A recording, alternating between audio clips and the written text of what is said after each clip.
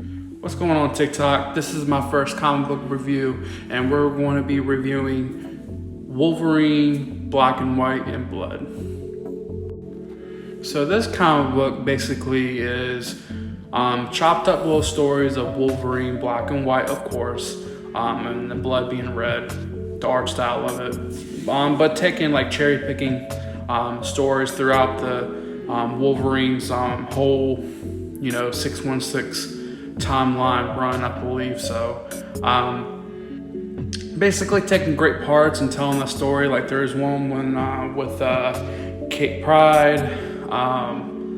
Also there was one with his long lost daughter and that whole story. And then there's the one where he comes across a child and the family's dead, and the child, he fights off this I think it was Hydra, I believe, and or something like that.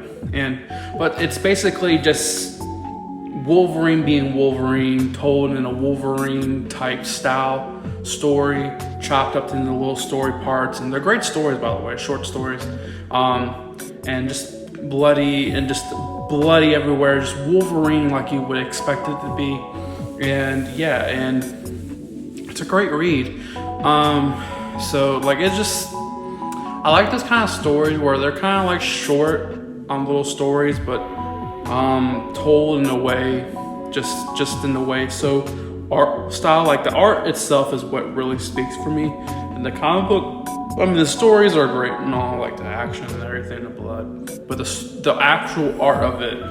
And I think a lot of other, it was around this time when they started doing that with everybody, like with Batman. Or no, it was like Superman, like red and blue, and then it was like Batman, I think it was gray and black, I believe, or black and blue, I can't remember.